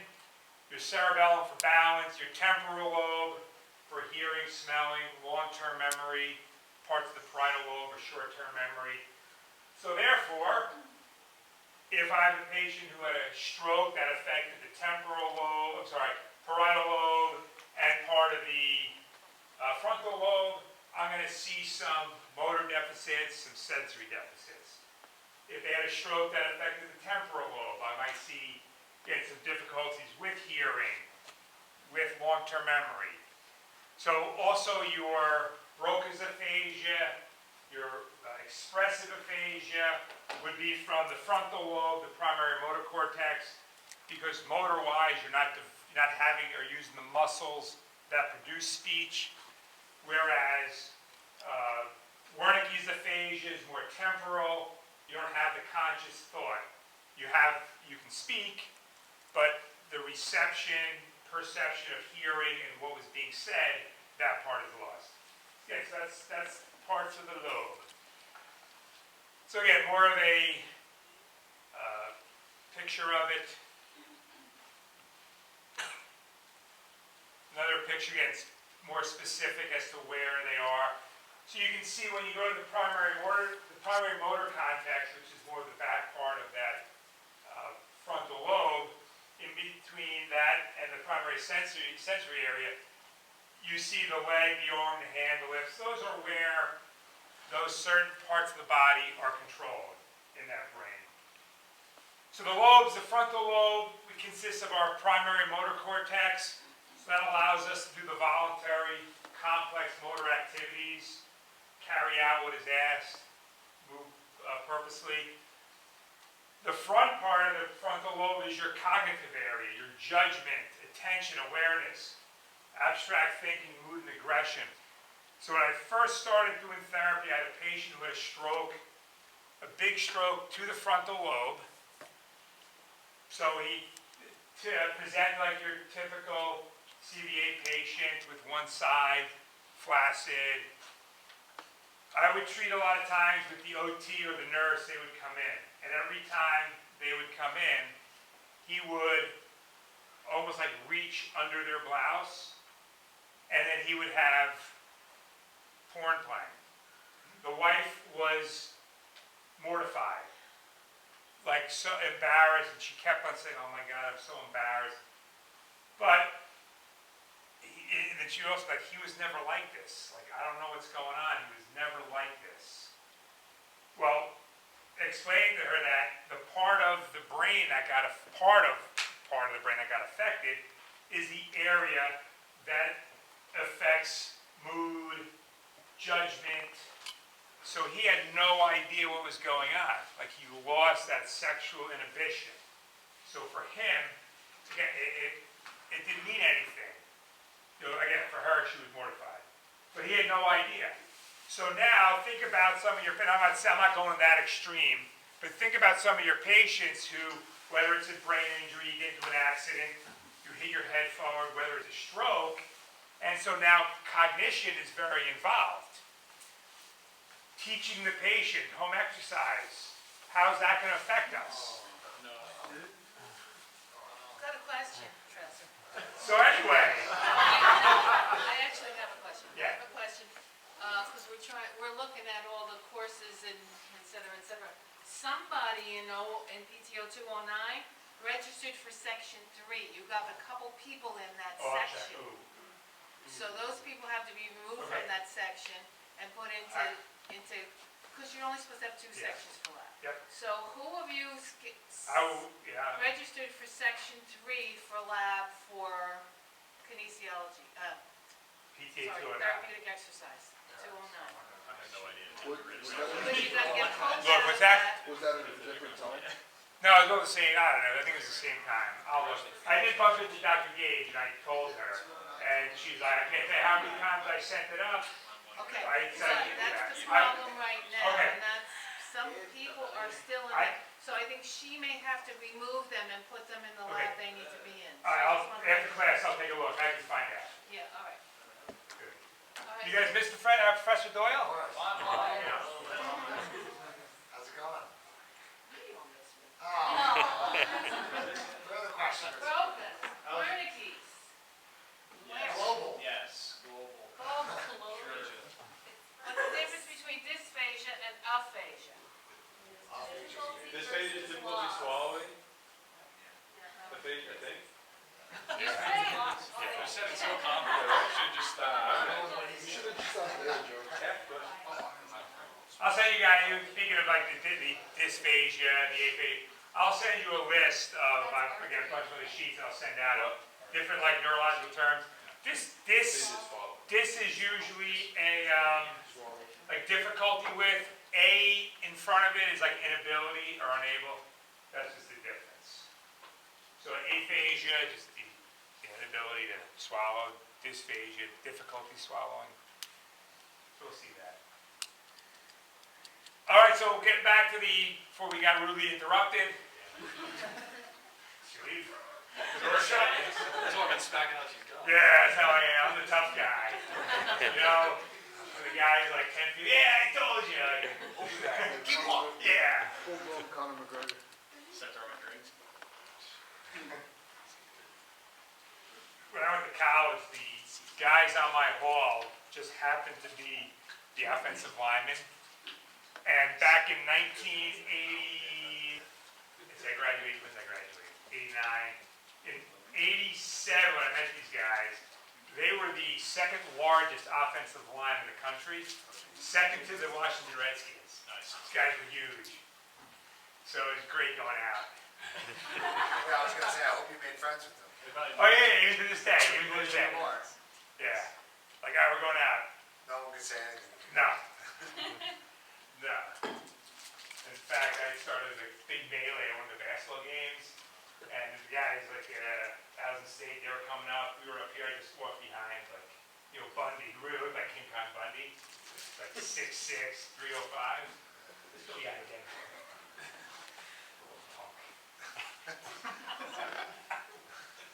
All right, so we got, yeah, so think about that. They hit the front of the head, the cognition. So we got to think, well, what's the best way we can educate this person? They might not understand what I say. Maybe I have to draw pictures.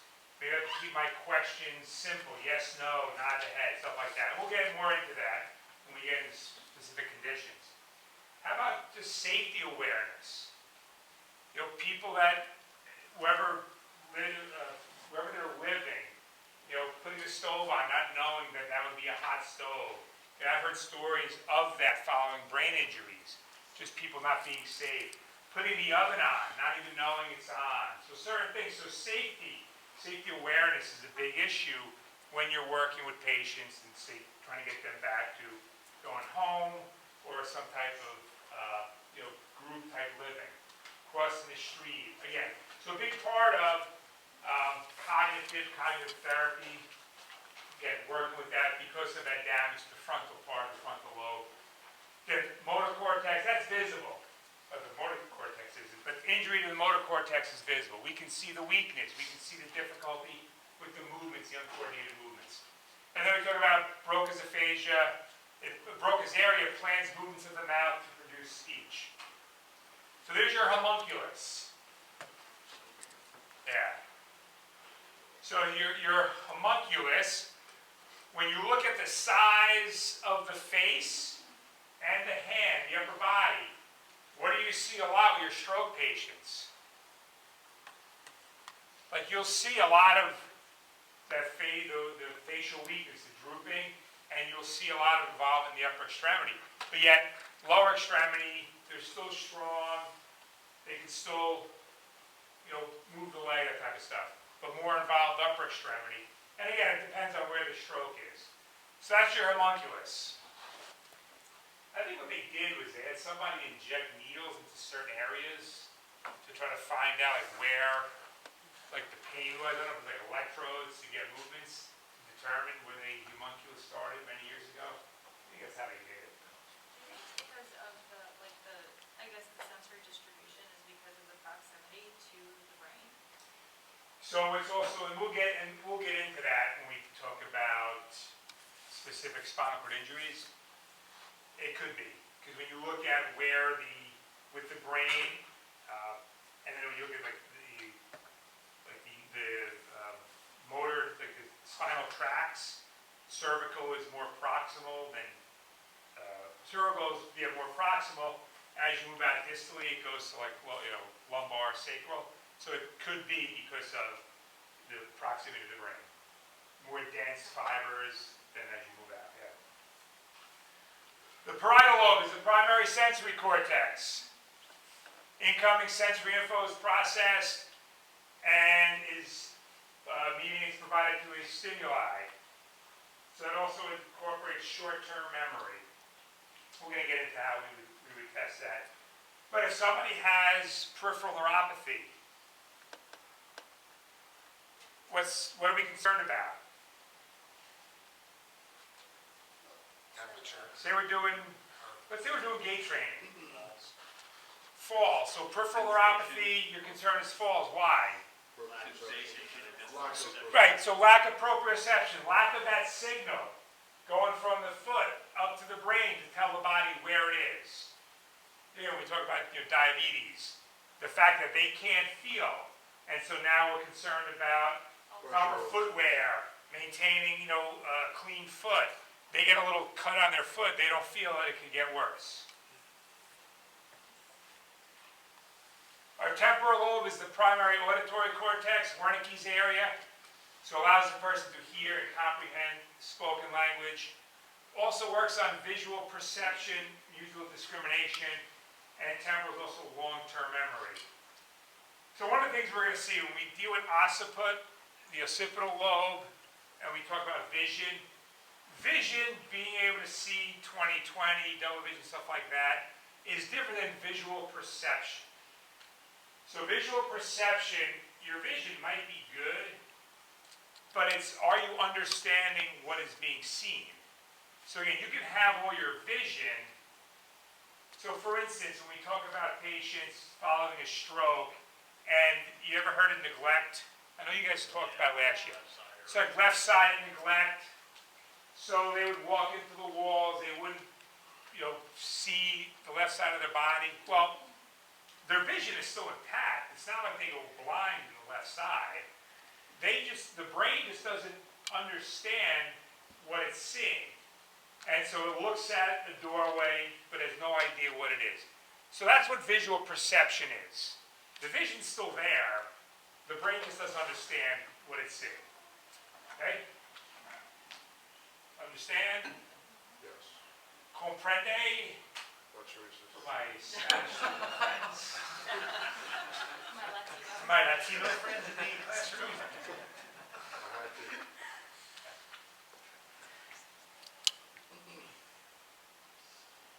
Our occipital, primary visual cortex, organized, integrating, and interpretation of visual information. So you can get strokes in any of these areas. All right, hemispheric specialization. 95% of the population is left hemispheric. They always say, who's lefty in here? Are you? Yeah. So you are? You have two, so you know what? 10% of the population is left-handed. There's 22 of you in here. We have two lefties. Look at that. But left-handed people are the only ones in their right frame of mind. Ah. Yeah. Everybody else in here is nuts. Right, he's on the wrong side of the world. So left hemispheric specialization. We're more verbal analytic, more detailed. We're better with math. We need written, spoken language. We can recognize, comprehend words. We know emotions of happiness and love.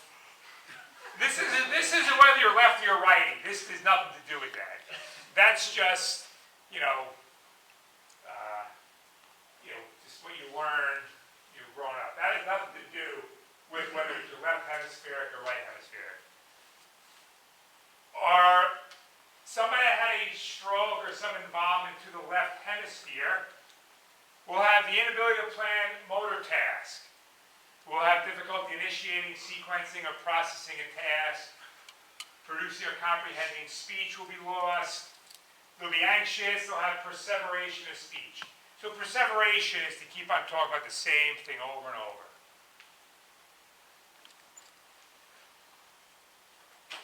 The right hemisphere, they're more artistic, more nonverbal. They can process information without reviewing details. They have better eye-hand coordination. They're more aware of their body language, their thoughts. They're the artsy people. I don't know how we find out if you're left or right. You know what, that's funny that you say that, because I feel like for me that's not true. I feel like I have more of an artsy person, but I'm left-handed. No, but again, so you could be right, more right hemispheric. It's just interesting to know. Yeah. So people with like Asperger's, how do you, because it's not really a brain injury, it's more just a developmental thing, right? Like autism is not really a brain. So here, like, that's what you would, they would be more right hemisphere or hemispheric because Could be. or if they have Non-social. artistic ability. Yeah. Okay. Yeah, I mean, I guess it's, It's not a brain injury, it certainly affects the development of the brain somehow. I mean, I don't know if they've ever really pinpointed the precise, origin of what, how you develop autism. There's nothing to do with the shots. I don't know.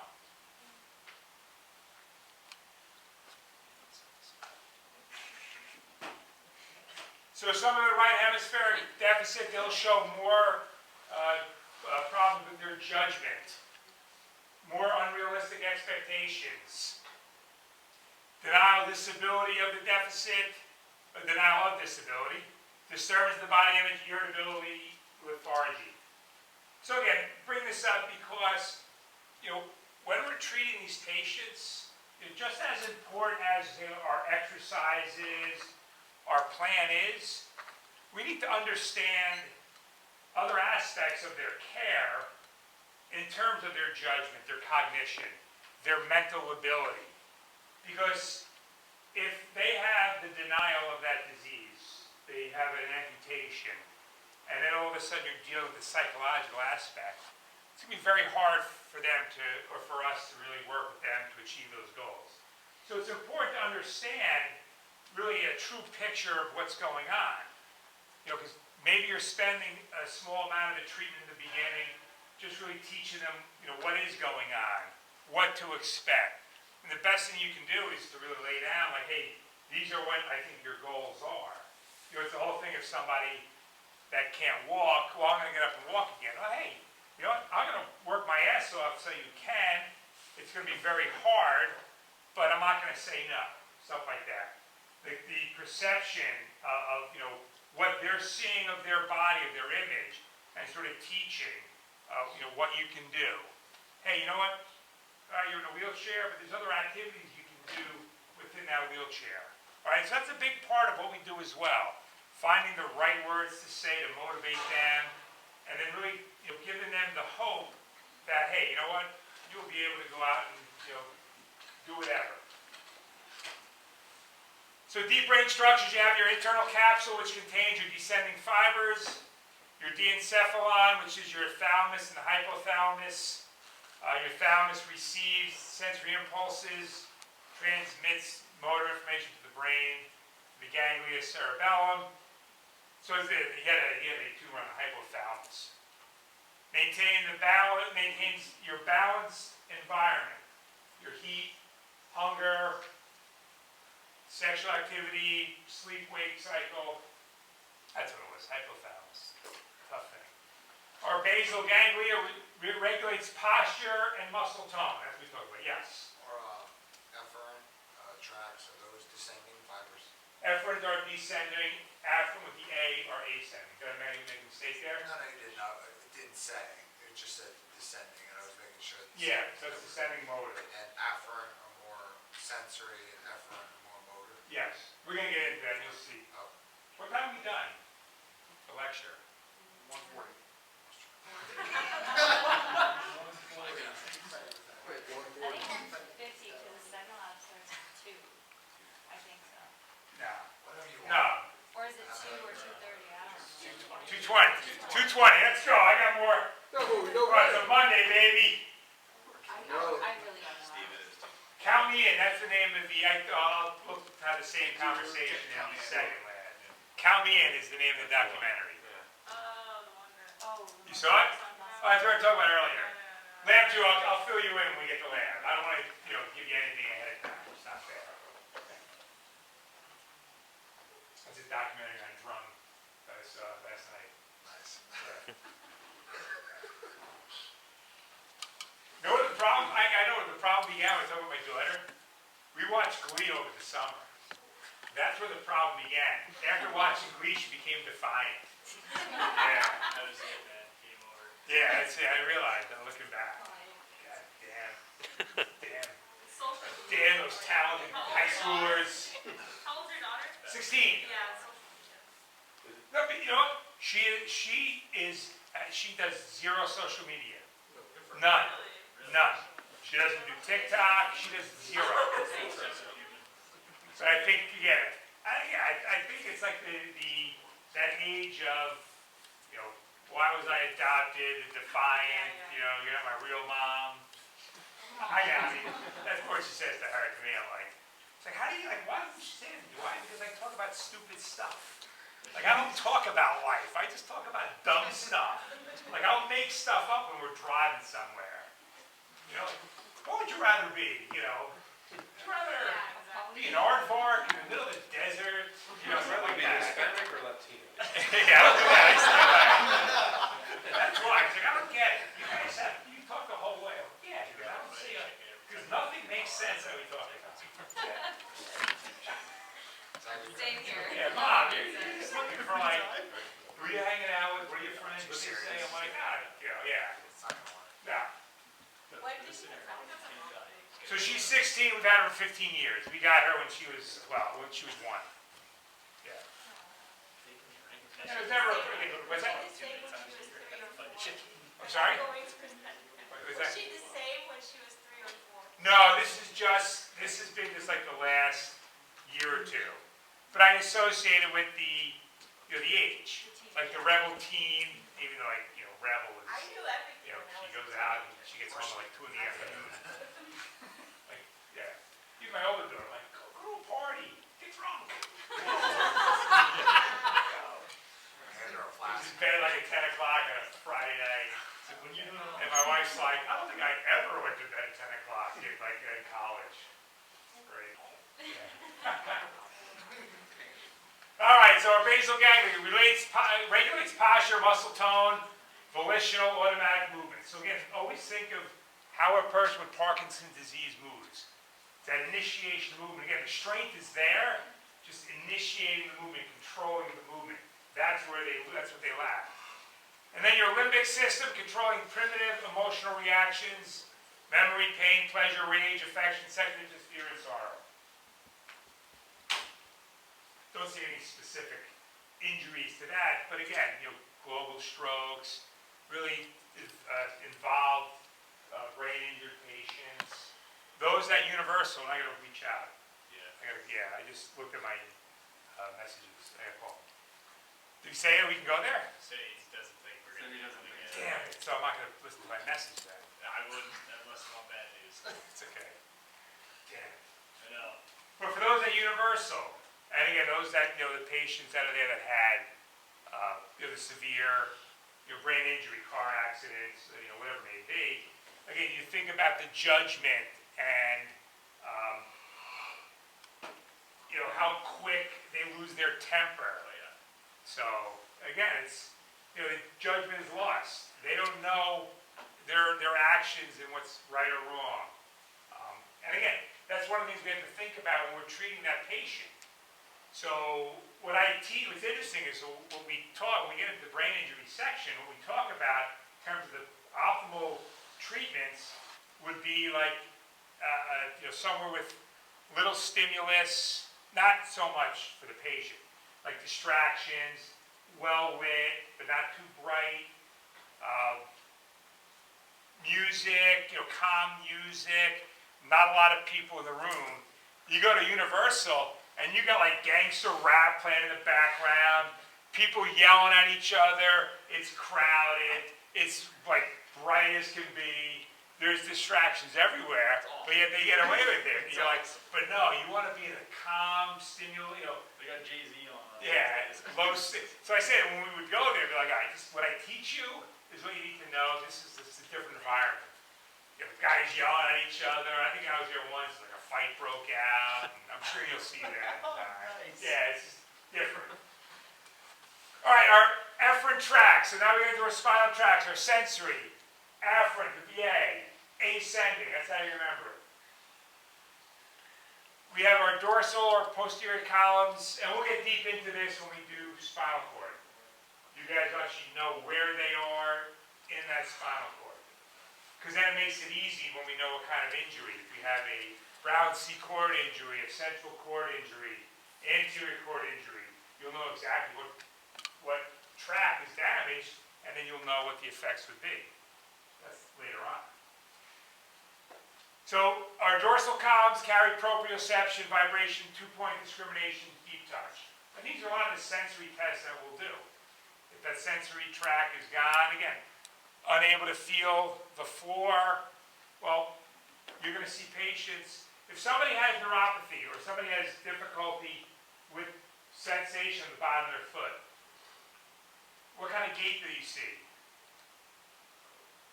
Or I should say, what are they using to compensate? Now, I don't get, no specific muscle. Their eyes, yes. They'll look at the ground. So they look at the ground because that's giving them that sensory feedback that they lose from the floor, from their foot. Right? We don't walk with our head up. Well, we walk in our phone.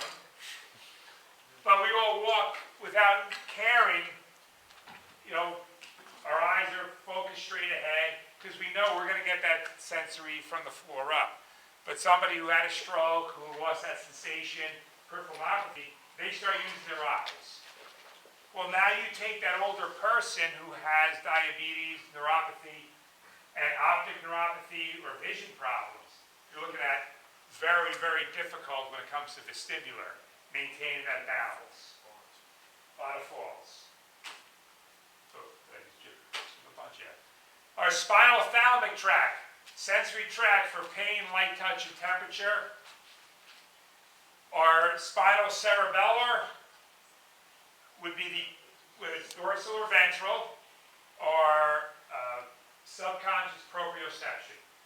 So spinal cerebellar and our posterior columns are used for proprioception. Spinal thalamic is the tract for pain, light touch, temperature. Pain is perceived at the thalamus, so anytime you see thalamus, just know it's pain. We have like thalamic pain for somebody who had some type of brain injury, neurological problem.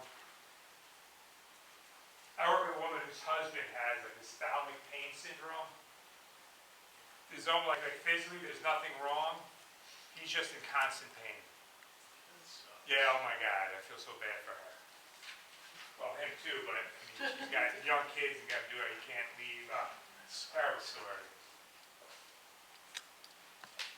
That's why I guess I shouldn't feel bad when my daughter says, "You guys are racist because you called me a snack." He's Irish, man. Or is that? Scottish Irish. But it's funny because she's like 0.02% like Tuscan. I don't know how that goes in there. So I'm like, you're Italian. You're like me. Although mine came back like 49% Jewish too. So I'm like an Italian Jew. Isn't that like Inglourious Bastards? Isn't that? Yeah, yeah, it is. Great movie, by the way. It is a very good movie. Wow, so shocking. All right, our major efferent tract. So when we look at where they start to where they end, you'll know that they're efferent or afferent because it goes from the spine, goes from the peripheral nerves into the spinal cord up to the thalamus. From the spine, proprioceptive-wise, from the spine up to the cerebellum. Our afferent tracts start in the cortex and they go to the spinal nerves. Cortico-spinal. That's motor. So it starts up in the cortex. Hey, these are the movements I want you to do. Signal gets sent to the peripheral nerves to the muscle to actually perform those movements. So our corticospinal tract controls skilled movements of extremity, crosses from one side of the brain to the other.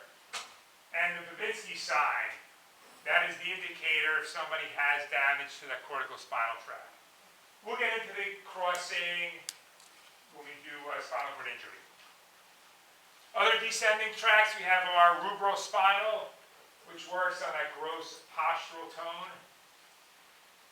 Our vestibulospinal, which allows the body to adjust to our head movements. And late in the semester when we do vestibular or vestibulo-ocular reflex, I can walk straight, turn my head up and down, and I'm not going to fall down. Is this what gets affected when you drink too much? Yes. So the membrane in the inner ear. Yes. It basically numbs the nerve, and so that signal doesn't go there. Uses the buoyancy of the maxillary membrane in the ear, and that's responsible for This is processing spinning. rotational motion. So when you go on the teacup and that thing spins around, Is this through your? and so now your crystals are floating in space. No. Yeah, yes, it is field research, man. So just quickly, the vestibular, you guys know, like with the crystals, and there's cilia in the ear, and when that cilia bends one way, it tells the brain that you're moving. Well, when those crystals are dislodged, even you sitting still, those crystals are moving and it's bending the cilia, and so it's telling your brain that, hey, you're moving even though you're not, and that's that spinning. And so what happens on the teacup and those quick rides, it'll dislodge that crystal, so you walk out, and even though you're standing still, those things are bending the cilia, and that gives that perception that you're spinning until they settle back in. So those people who have like motion sickness or more prone to motion sickness, does that mean that they're not a deficit in the vestibulospinal, but more just like they're not as quick? Yeah, it's like the reflex isn't as quick. Who has difficulty reading in the car? Wow, a lot of you guys. You want to know how to get rid of it? Yeah. Don't read. No. How do you get rid of it? Who said? Oh, you want it? You're answering the question. Expose yourself to it. You gotta read. You do it. You read in the car. It's that simple. You want to stop getting sick while reading in the car? Read in the car. Read a little bit. Stop. Read a little bit. Because what's happening is when you're reading, you're looking at the words, but your brain is seeing the road, the trees, everything fly by. So it's perceiving that instead of the book. So just keep on practicing and focus. So I can read and I can write like a novel in the car, just because I have like very little common sense of what's around me. Like it means nothing.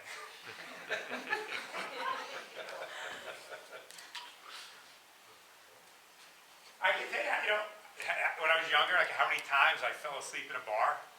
Like literally, like I need to take a nap. I'd sleep in a bar. It wouldn't bother me. Yeah. Like I'm Tequila. I will literally pull one of these And you kick right out of mine. like, yeah, I could like my brain. I can shut my brain off so fast. Yeah. Time to go. Yeah, I fell asleep in like this rockin' like country western bar. I'm tired. I gotta think of our tectospinal is postural muscle tone with auditory visual stimuli. Again, that's part of the vestibular system. Like I know if I'm on a train and that train's moving, I'm not going to fall down, right? The reflexes will be sent, my posture, to those core muscles to be able to sway, to hold them tight so I know not to fall. Anyway, we'll do that. This is fun later on. So our peripheral nervous system, nerves extending to and from the central nervous system. These are the cranial nerves. I thought that was like a, right? It sounds like a moose call. Yeah, yeah. We're at the Rio soccer match. Welcome to Jurassic Park. Yeah.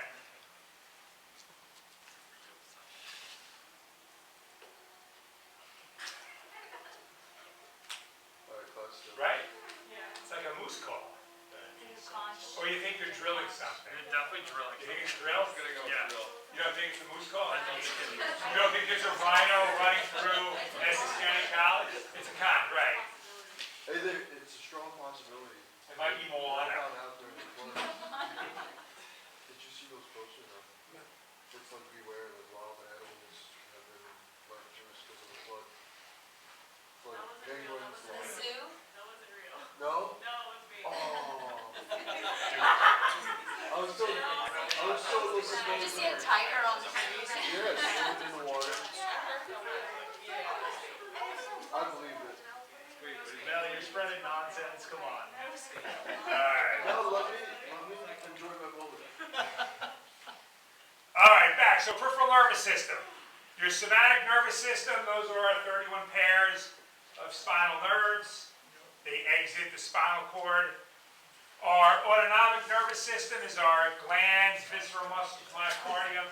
Those are responsive to homeostasis, heart beating, breathing, and subconscious type of activities. All right, circulation, anterior circulation. Going back to the circle of Willis. I would recommend, again, learning it again, or relearning it, drawing it again. I'm not going to test you on it, but I think it's going to be helpful that when you draw it, and then when you write, like, anterior cerebral artery and what it supplies, is a good way to study it. So arteries arise from the aortic arch, or carotid arteries supply the cerebrum. Those are big arteries. They bifurcate to become the external and internal carotids. The external carotids supply the face. The internal carotids, which is very important, supply frontal, parietal, temporal lobe. It's a lot. Also supplies the optic nerve and the retina. So if somebody has a stroke to the internal carotid artery, not good. Don't want that.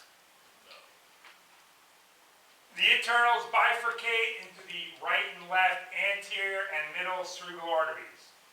The middle cerebral artery, which is the one that's most affected, causing strokes, most common, supply the lateral surface of the brain and the deep portions of the frontal and parietal lobe. So that's why for a middle cerebral artery stroke, you're going to see motor loss. You're going to see sensory loss. The anterior cerebral artery supplies the superior border of the frontal and parietal lobe. And we'll get into each specific injury, like a stroke to the middle cerebral artery, when we start talking about strokes in a few weeks. Posterior circulation, you have two vertebral arteries, or branches of the subclavian, will supply blood to the brainstem and cerebellum. So if somebody has a stroke to the vertebral artery, what kind of deficits would you see? Balance, right? Because that'll supply the cerebellum. What else? Homeostasis. More deeper. Yeah, what's that? You'll feel So they'll have stuff like that. But now brainstem, right? If the subclavian supplies the brainstem, if I have a stroke and I don't get blood supply to the brainstem, what am I looking at? You must wear a mask when you are on What? campus. Breathing, heart rate. I repeat, you must Deeper, wear a yeah, mask when you we're are not on talking about campus. motor. Oh, so then Please note that initiate movement. ECC requires vaccination. I think reflexes would be any of them, yeah. College. Yeah, so If you feel ill, difficulty please initiating inform your reflexes. supervisor and stay home. Stroke to the Be subclavian, assured which that supplies here the at brainstem, ECC, will we give are us something committed similar to eliminate Parkinson's. COVID on campus. All right. For more information on COVID-19, please visit our website, www.essex.edu. Thank you for your cooperation. So there's the thing, like an ECC eliminates COVID on campus. So I guess some of the teachers here were like so irate because the rooms have no windows. There's like, 15 in the classroom. So one of the teachers, professors, crossed off like the eliminate and put like expedite COVID on campus. Yeah. So our anterior posterior communicating arteries branch off to the carotid and basilarity to connect again and form the base of the brain called the circle of Willis, which provides protective mechanism to the structures of the brain. What's it got from that? What's that? Bruce Willis. Circle of Bruce Willis. So reaction to injury. We have our upper motor neuron lesions and our lower motor neuron lesions. Upper motor would be damage to the corticospinal tract from its origin, frontal lobe ending with the spinal cord. Lower motor usually would be damage to the anterior horn cell, right where it comes out of the spinal cord. So an upper motor neuron lesion, the signs would be spasticity, We're gonna get into spasticity. Spasticity is velocity dependent. Did you guys, anybody work with a patient who had spasticity? Yeah. So can you get full range of motion with that patient? I mean, some are really involved. With her it was tough, yeah. But somebody with spasticity, if I do passive movements and I go slow movements, I can get full range of motion. I can elicit the spasticity with that quick stretch. But spasticity is resistant to that quick stretch, so it's velocity dependent, which is different than rigidity. So rigidity will be affected by passive movement. And when we talk about Parkinson's, we have our lead pipe rigidity, which might be throughout the entire range, and our cogwheel, which will give in and out. So with spasticity, so the harder that you pull on it, it'll be more resistant? Yes. Yep. So say with somebody with rigidity, if I try to perform range of motion on them, I'll feel it. But yet if they do active movements, they might be able to get full range of motion themselves. And so that's why we say spasticity is velocity dependent So slower movements will allow you to get that full range with rigidity. Maybe slower active movements. with rigidity, but for spasticity, slower passive. Yes. Right. Yeah. And we'll talk about clonus and other stuff like that. We'll see videos where you can see that. Obviously, for you guys at Universal, test clonus, test spasticity, whether it's in the arm or the leg, and do that quick movement. If you're lucky enough in an outpatient setting, if somebody with CP comes in, somebody with an upper motor neuron, even maybe somebody who had a stroke and they have that hypertonicity, try to do it and feel it so you get a sense of what it is. All right, so upper motor neuron lesions, clinical signs, spasticity, hyperreflexia, increased reflexes, positive Babinski sign. Positive Babinski sign, you would rub some noxious stimuli along the bottom of the foot. You're getting abduction of the toes, extend of the toes 2 to 5, extension of the big toe. You might have clonus, which is a repetitive reflexive stress caused by quick dorsiflexion of the ankle or passive wrist. Anybody see clonus? Who doesn't? Who's never seen clonus? All right. Before we leave, we'll get a video of it. So basically, like, this is the foot. I would quick dorsiflex stretch, and you're going to see. You'll see, yeah, I mean, it'll die out after a while. But so let's say, and this is for you guys at the university, I specifically remember the gentleman. He was the guy, he'd been there for years. He was the guy that he was doing construction on the highway, and a car came out and just like flying by while they're doing construction and hit him. If you tell me his name, I remember. But anyway, they do stair training with him. And if you watch him walk down the steps, as he puts his foot down, and then he goes into dorsiflexion, like you can see him bounce on the steps. I'll try to remember his name, so you guys universal. So examples of upper motor neuron: CP, hydrocephalus, CVA, birth injuries, MS, tumor. Right, that would be an upper motor neuron lesion. Lower motor or signs are flaccidity. So think of like a spinal cord injury, the difference. Spinal cord injury, they're paralyzed, they have paralysis. So flaccidity, muscle atrophy, muscle fasciculations, that's like the twitching in the muscle.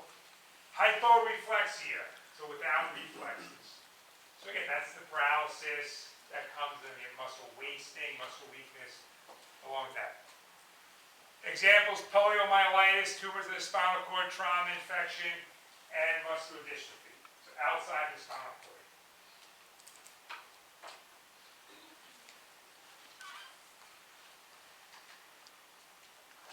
Let's stop there. Because we'll stop with the reflexes. We're going to do the reflexes and other sensory testing in the lab. So it's probably a good way to stop.